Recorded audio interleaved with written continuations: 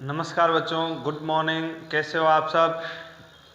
Last lecture तक हमने 2.1 प्रश्नावली में जो हमने एक थ्योरम पढ़ी थी, प्रमेय पढ़ी थी, यूक्लिड विभाजन प्रमेय, उसके अनुप्रयोग कर रहे थे।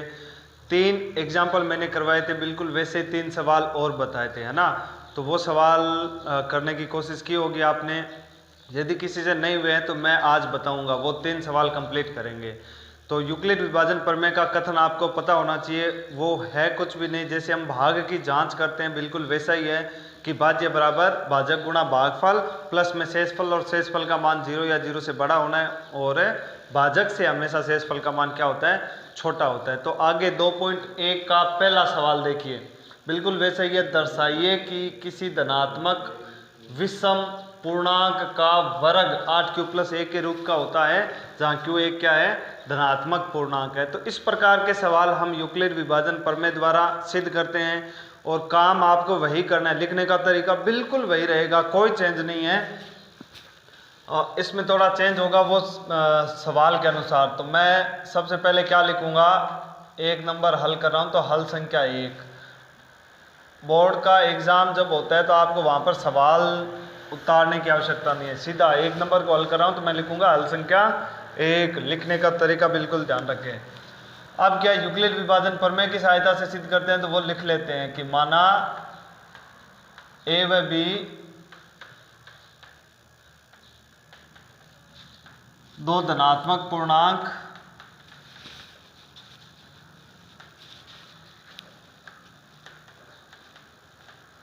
इस प्रकार विद्यमान हैं कि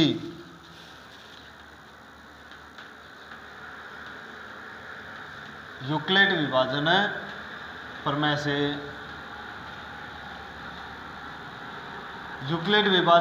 से ए और बी को किस प्रकार से हम लिख सकते हैं कि ए बराबर है बी क्यू प्लस में आर, जहां आर का मान 0 या 0 से तो बड़ा होता है और भाजक बी से छोटा होता है।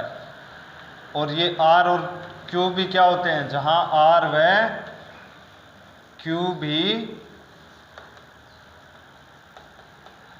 धनात्मक पूर्णांक है। क्यू और आर भी क्या है, धनात्मक पूर्णांक है। समीकरण नंबर 1 मान लेता हूं इसे। अब सिद्ध क्या करना है कि 8q+1 के रूप में होता है, वर्ग करके फिर कॉमन लेते हैं, फिर q वाले पदों को अब मानना था पिछले सवाल में हमने, है ना। तो मैं अब क्या करता हूं, q तो हमें सिद्ध करवा रहा है तो ये कोई बड़ी बात नहीं है, इसमें केवल थोड़ा सा चेंज कर देता हूं मैं। ये जो भागफल अपना है उससे मैं पहले क्या मान लेता हूं, m मान लेता हूं। तो यहाँ पर क्या आ जाएगा, r व m, ये तो चर राशियां हैं तो m भी मान सकते हैं।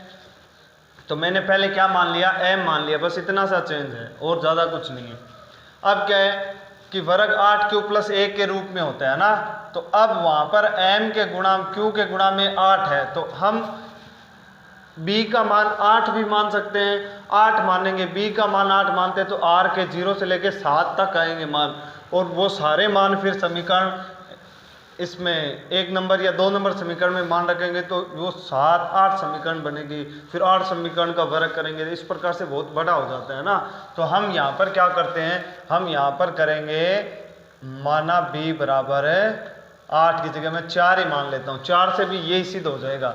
कैसे होगा वो बहुत आसान है, मैं बता देता हूँ कि माना b बराबर 4, तब समीकरण 1 से जहाँ जहाँ b है वहाँ क्या लिखेंगे, 4 लिख दूंगा। a की जगह a बराबर 4m प्लस में r, जहाँ r का मान 0 या 0 से बड़ा होगा और 4 से छोटा। तो r का क्या क्या मान हो सकता है बताओ। r का मान 0 हो सकता है, r का मान 1 हो सकता है, 2 हो सकता है और 3, 4 से छोटा। और r क्या है, धनात्मक पूर्णांक है तो 3 तक आएंगे। अब क्या है, r के मान है वो किस में रखेंगे, ये समीकरण नंबर 2। तो r बराबर 0 रखने पर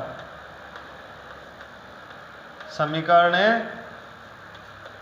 2 से 2 में जहां r है वहां 0 रखेंगे तो a बराबर है 4m प्लस 0 या a बराबर कितना आ गया 4m। समीकरण नंबर 3। r बराबर 1 पर यहाँ r की जगह 1 रखो, a बराबर 4m प्लस 1। समीकरण नंबर 4। r बराबर 2 पर a बराबर कितना हो जाएगा 4m प्लस 2। समीकरण नंबर 5। और r बराबर है 3 पर a बराबर क्या आ जाएगा 4m प्लस 3। समीकरण नंबर 6।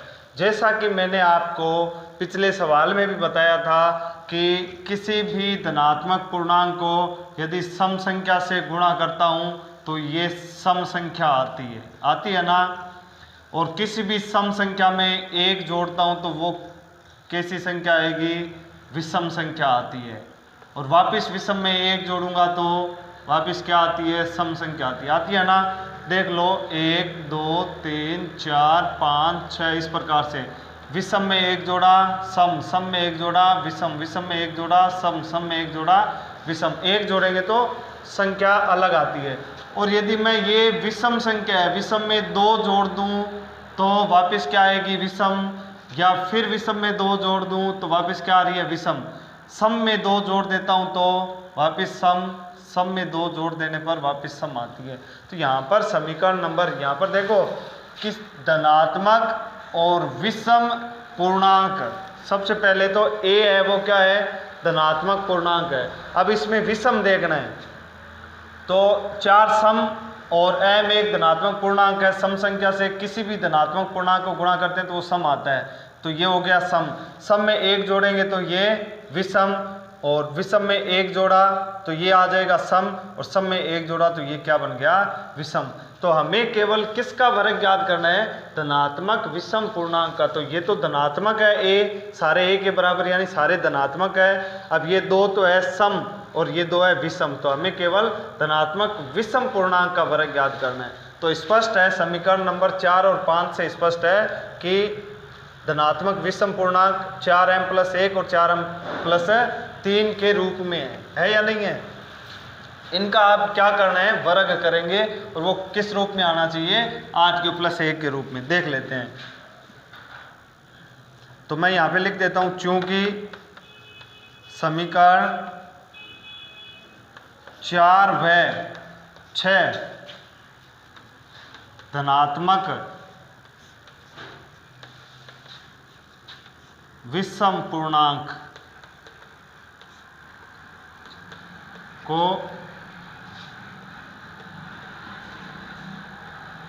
व्यक्त करती है, इसलिए इन दो समीकरणों का क्या ज्ञात करेंगे वर्ग, और वो वर्ग किस रूप में व्यक्त करना है 8 प्लस 1 के रूप में व्यक्त करना है। तो समीकरण 4 का वर्ग करने पर, समीकरण 4 का वर्ग करो 4 यानी a का स्क्वायर बराबर 4m प्लस 1 का, अब इधर होल स्क्वायर लगाना है, ये बात आप ध्यान रखेंगे।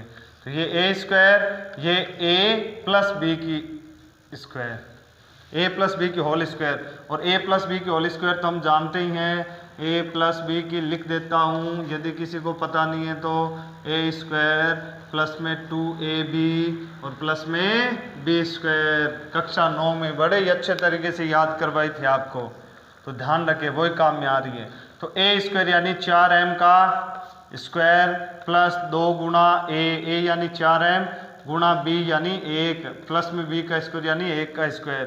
इसको थोड़ा और हल करें तो a स्क्वायर बराबर 16m स्क्वायर प्लस में 8m और प्लस में 1। अब इन दोनों में से क्या कॉमन आ रहा है,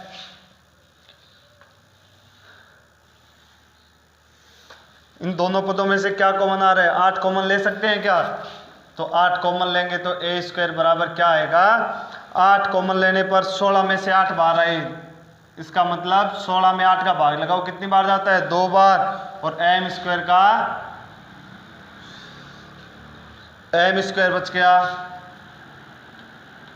प्लस में 8 बार आया तो यहाँ पे क्या बचा m, और प्लस में क्या है 1 है। अब इसको क्या मान लेंगे हम ए स्क्वायर बराबर 8, और इस पूरे को मैं यदि क्यू मान लूँ तो यहाँ पर इसकी जगह क्या लिख दिया, क्यू प्लस 1। समीकरण नंबर 6 के बाद में आ गई 7, और यहाँ पर आप लिख दो कि माना है, मैंने क्या माना है कि 2m स्क्वायर प्लस में m बराबर में q माना है।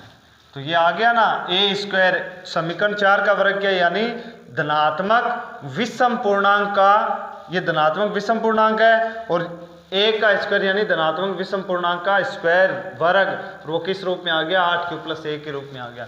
इसी प्रकार से और कौन सा है, अपना 6 नंबर समीकरण है, वो धनात्मक विषम पूर्णांक है, तो इसका भी वर्ग याद कर लेते हैं। समीकरण 6 का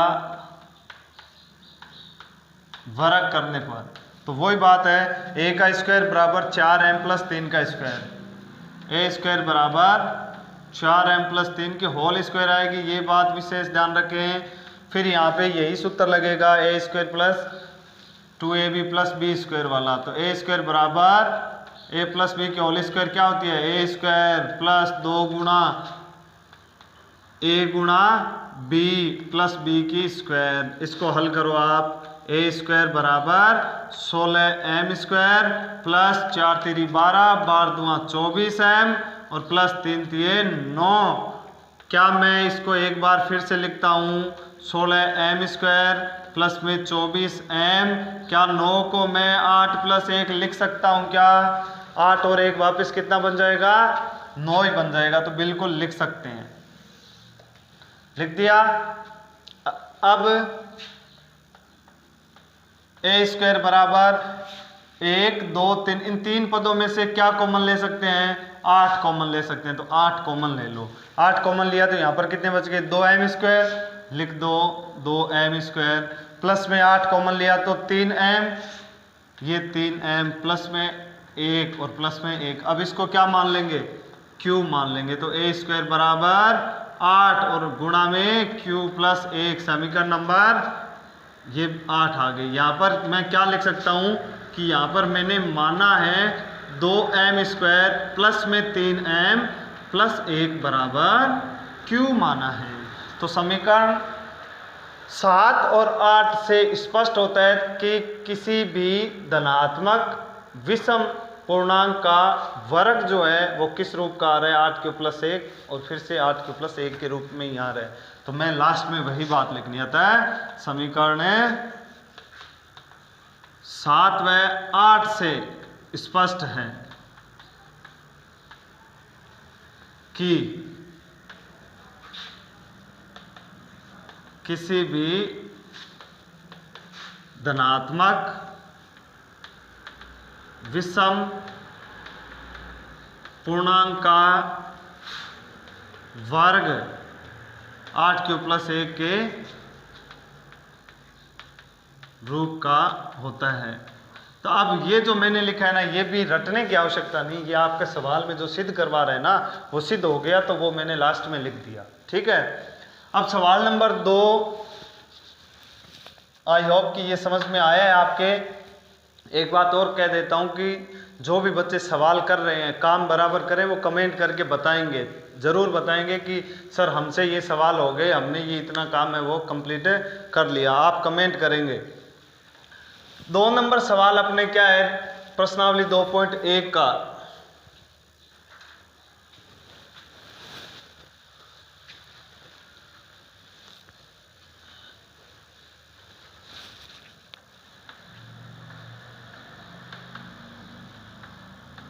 दर्शाइए कि किसी धनात्मक पूर्णांक संख्या, अब थोड़ा चेंज किया है सवाल, समझने की कोशिश करें। धनात्मक पूर्णांक संख्या का घन 9q या 9q प्लस 1 या 9q प्लस 8 के रूप का होता है, या इस रूप में व्यक्त किया जा सकता है, जहां q एक धनात्मक पूर्णांक है अच्छा, इसमें क्या करवा लिया, वर्ग की जगह घन करवाई है। तो ये सवाल के अनुसार थोड़ी कंडीशन चेंज हुई है। यहाँ पर हम जहाँ वर्ग करते हैं वहाँ पे क्यूब कर देंगे, घन कर देंगे, तो वो इतना ही चेंज होगा, बाकी कुछ चेंज नहीं होना है। तो ये उतार लेना।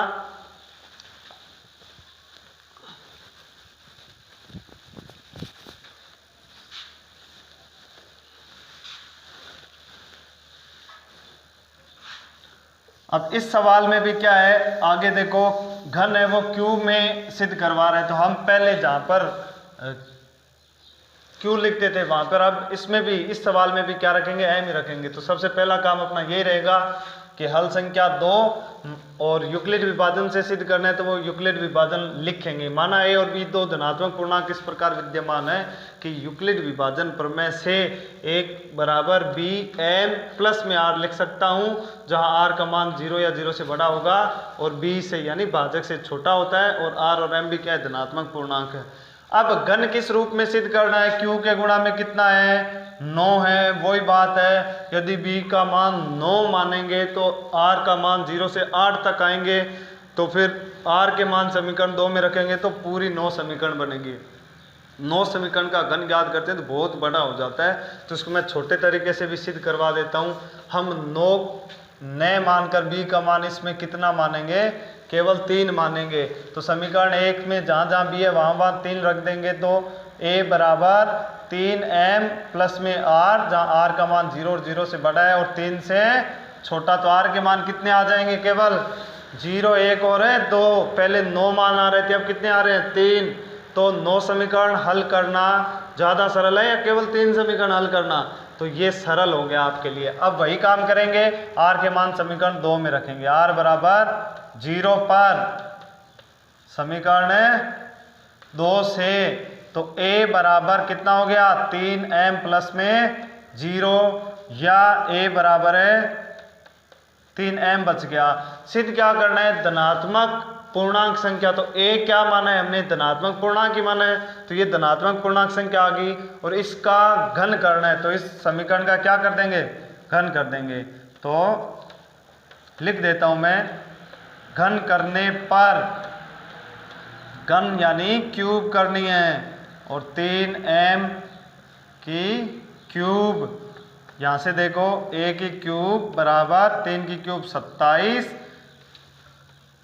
और m की क्यूब। अब 27 m की क्यूब को मेरे को क्या बनाना है, 9 क्यूब बनाना है, तो इसमें से 9 कॉमन ले लो, तो यहाँ पर 9 का भाग गया 3 बार और गुणा में बच गया m क्यूब। अब इसको क्या मान लेते हैं हम, जैसा कि हमने पिछले सवाल में काम किया बिल्कुल वही काम करेंगे, 9, और इसको मैंने क्यू मान लिया, समीकरण नंबर 3 यहाँ पे लिख दूंगा। मैंने माना है, क्या माना है, 3m क्यूब बराबर क्या मान लिया, क्यूब मान लिया। तो ये देखो धनात्मक पूर्णांक संख्या की क्यूब है, वो 9 क्यू के रूप में आई कि नहीं आई, बिल्कुल आ गई। अब 0 वाला काम तो हो गया, अब 1 रख देंगे कि r बराबर 1 पर, तो अपने पास समीकरण क्या बन जाएगी, a बराबर 3m प्लस में 1।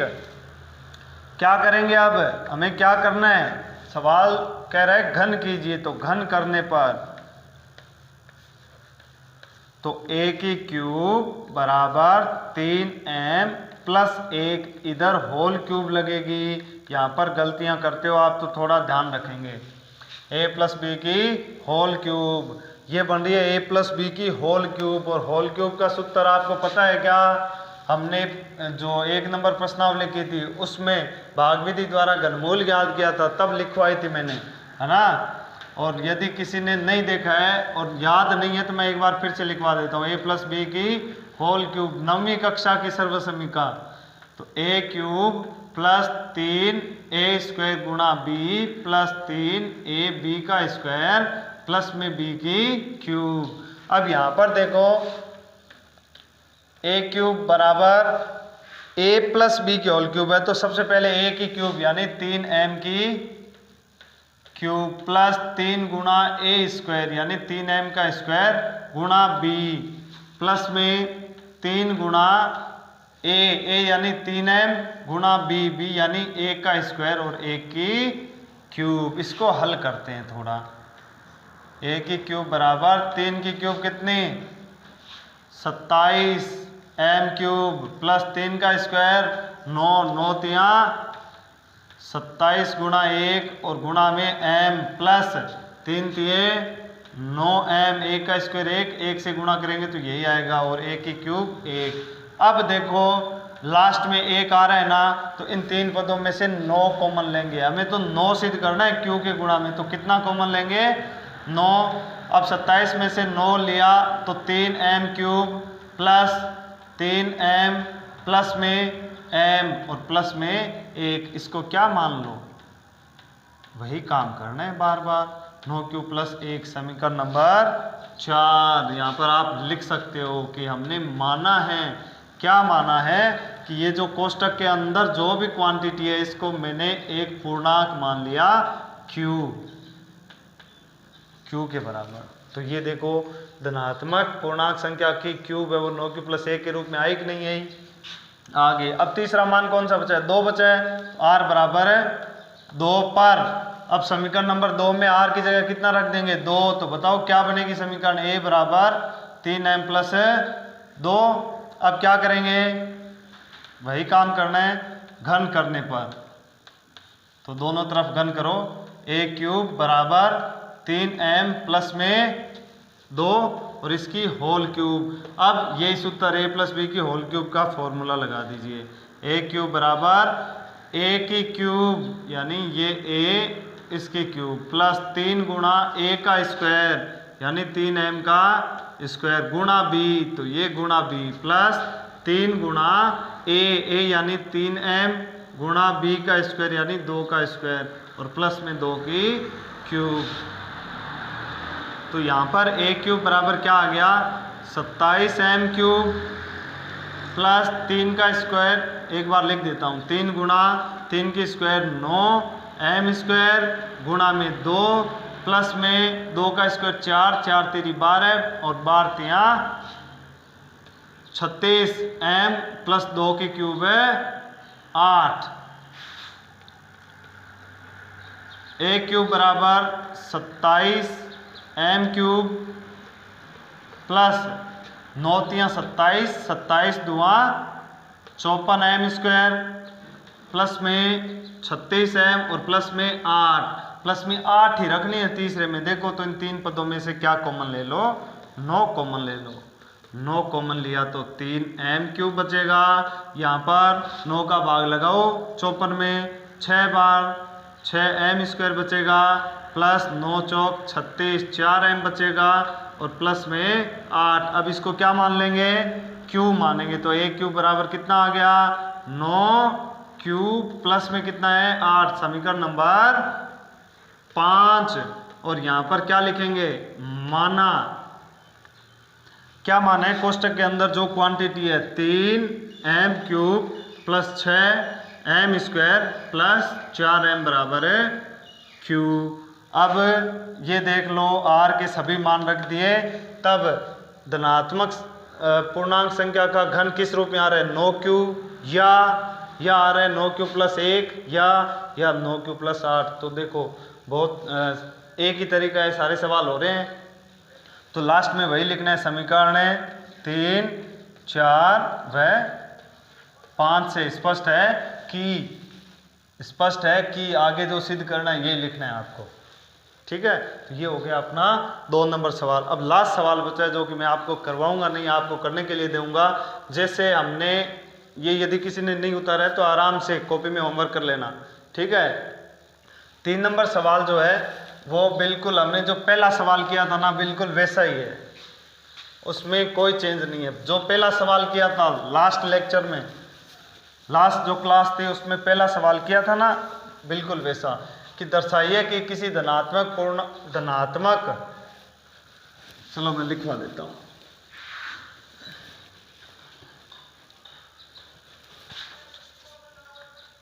तीन नंबर दर्शाइए कि किसी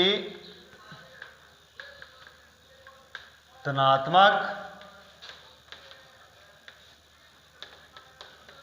विषम पूर्णांक को 6 क्यूब प्लस 1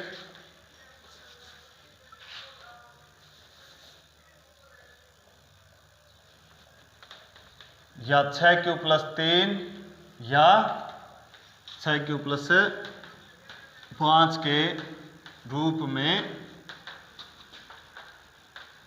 व्यक्त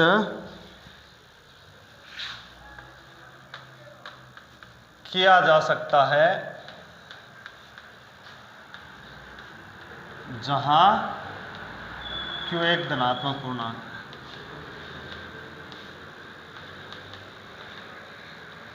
अब ये सवाल आपको करना है, जिसमें क्या है कि जो हमने कथन लिखवाया था मैंने, उसका यूक्लिड विभाजन प्रमेय का बिल्कुल पहला सवाल क्या था ना, वैसे शुरू करना है। ध्यान यही रखना है कि b बराबर इसमें कितने दे रखे हैं, 6, तो q की जगह q ही रखेंगे और b की जगह 6 रखेंगे। तो r के कितने मान आएंगे, 0 से लेके 5 तक समीकरण लिखेंगे। तो वही बात है, 6 एक सम संख्या, तो 6 को q से गुणा करूंगा तो ये सम, सम में एक जोड़ा तो विषम, विषम में एक जोड़ा तो सम। तो समीकरण जो हमने पहला सवाल किया था बिल्कुल उसी प्रकार से ये सवाल करेंगे। यदि नहीं हो पा रहा है तो आप कमेंट करेंगे, और हो जाता है तो भी आपको कमेंट करके बताना है कि सर हाँ हमने होमवर्क कंप्लीट कर लिया। ये 6 सवाल है वो हम गलती नहीं करेंगे इन 6 सवालों में, और आराम से ये 6 सवाल कर सकते हैं।